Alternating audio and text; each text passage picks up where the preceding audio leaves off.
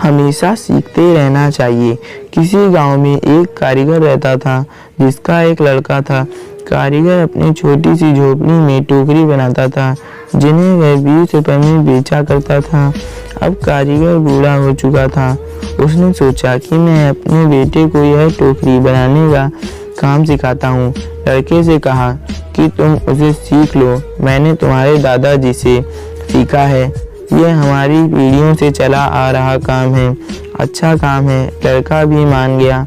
टोकरी बनाने के काम सीखने को पिताजी ने लड़के को टोकरी बनाना सिखाई और उसे बाजार में बेचकर आने को कहा। लड़का टोकरी को लेकर बाजार गया और बेचकर आया ही था। पिताजी ने पूछा कि उदास क्यों हो? लड़का बोला कि मेरी बनाई हुई टोकरी केवल 10 रुपए में ही बिकी। पिताजी ने कहा, चलो कोई बात नहीं, आज तुम्हें और अच्छी टोकरी बनाना सिखाता हूँ।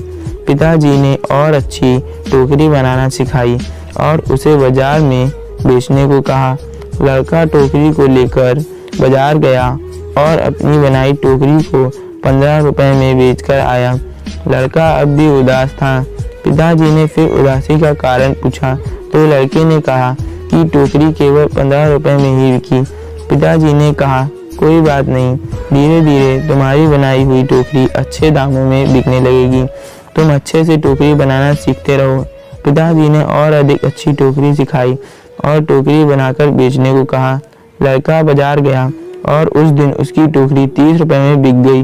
लड़का बहुत खुश हुआ। पिताजी ने पूछा कि आज कितने रुपए की टोकरी बेची? लड़के ने कहा, आज मेरी बनाई टोकरी 30 रुपए में बिक गई है। पिताजी ने यह सब सुनकर लड़के से कहा, बहुत अच्छा है, चलो आज तुम्हें ऐसी टोकरी सिखाऊंगा जो 40 रुपए में बिक सके। लड़के ने कहा, बस पिताजी, आप खुद 20 रुपए की टोकरी बेचते आए हैं, आप मुझे 40 की टोकरी बनाना कैसे सिखाओगे?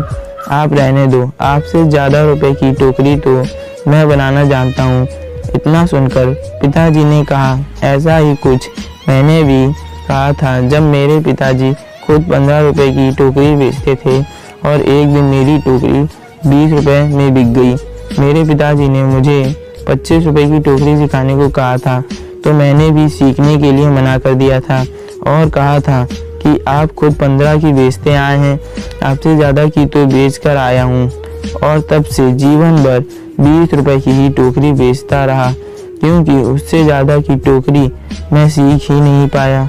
ये कहानी हमें सिखाती है कि हमें थोड़ा सा सीखना पर घमंड नहीं करना होना चाहिए कि अब मैं सब कुछ जानता हूँ, क्योंकि ऐसा हो सकता है कि हर कोई कुछ ना कुछ आपसे अधिक जानता हो। हमें हमेशा कुछ ना कुछ सीखते रहना चाहिए। कैसी लगी यह कहानी कमेंट करके ज़रूर बताएं। धन्यवाद। Like, share and subscribe please.